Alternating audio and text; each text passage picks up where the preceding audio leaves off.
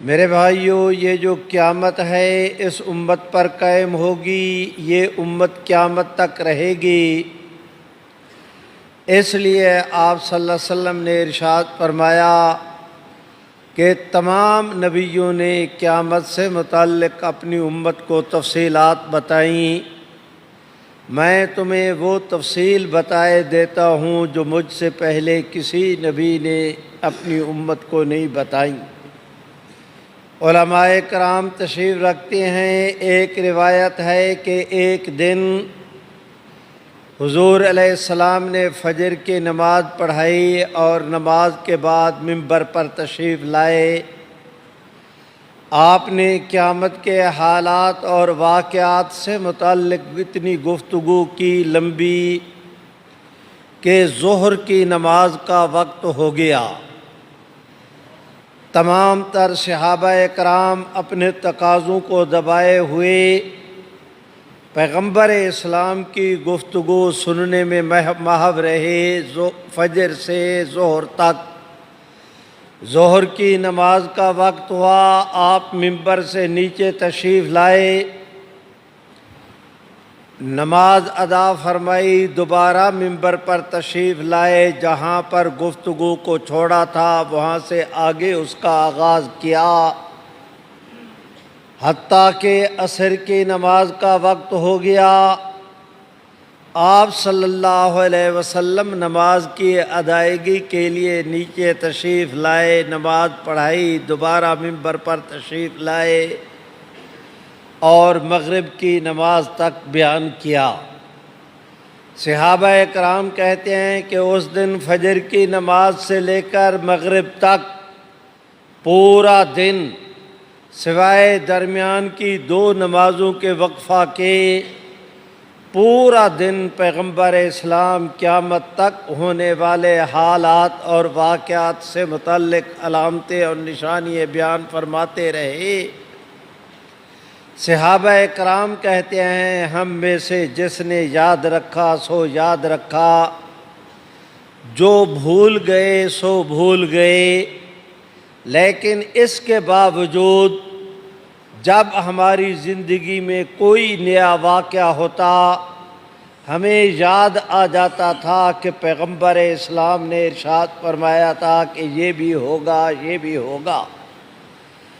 میرے بھائیوں، وہ قیامت کی علامتیں اور نشانیاں 2 قسم کی ہیں، بعض کو علامات قریبہ، بعض کو علامات بعیدہ یا علامات صغریٰ اور کبریٰ کہتے ہیں۔ وہ علامتیں جو قیامت سے بہت پہلے ظہور پذیر ہوں گی، ان میں سے بہت ساری نشانیاں ایسی ہیں کہ آپ اور میں آج اپنی آنکھوں کے سامنے دیکھ رہے ہیں۔ مسلم شریف کے اندر روایت ہے کہ ایک وقت آئے گا، قاتل ایک آدمی کو قتل کرے گا، قاتل کو پتہ نہیں ہوگا کہ میں اسے کیوں قتل کر رہا ہوں، اور مقتول کو پتہ نہیں ہوگا کہ مجھے کیوں قتل کیا جا رہا ہے۔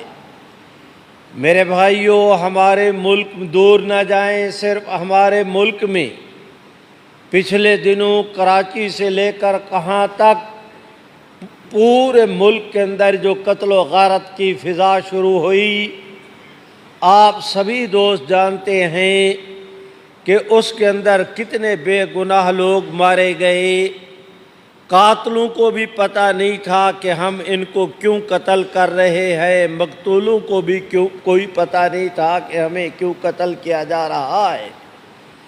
آپ صلی اللہ علیہ وسلم نے ارشاد فرمایا کہ قیامت سے پہلے ایسے ہوگا کہ بعض لوگوں کا احترام من مخافت شر ہی، اس کے شر کے ڈر سے بچنے کی خاطر کیا جائے گا۔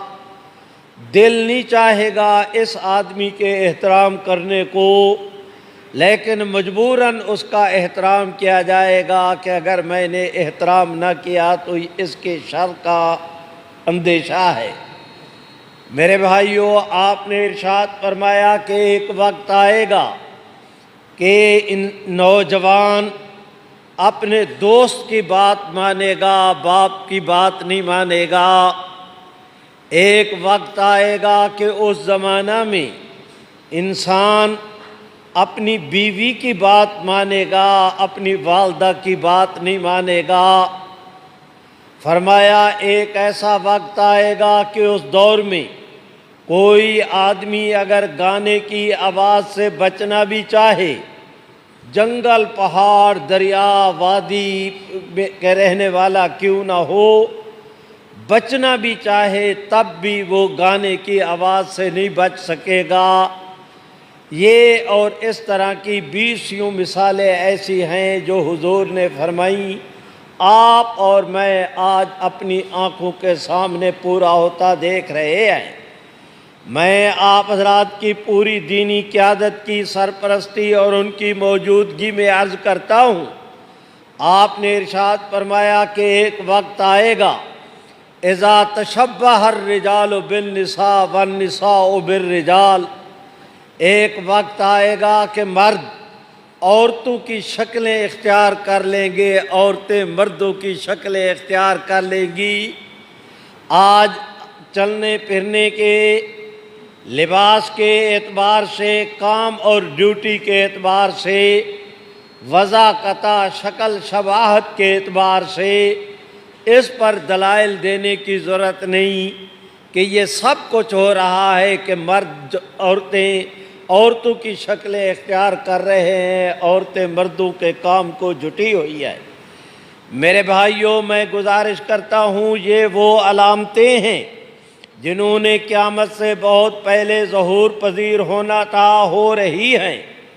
بعض علامتیں وہ ہیں جو بالکل قیامت کے قریب میں ظاہر پذیر ہوں گی۔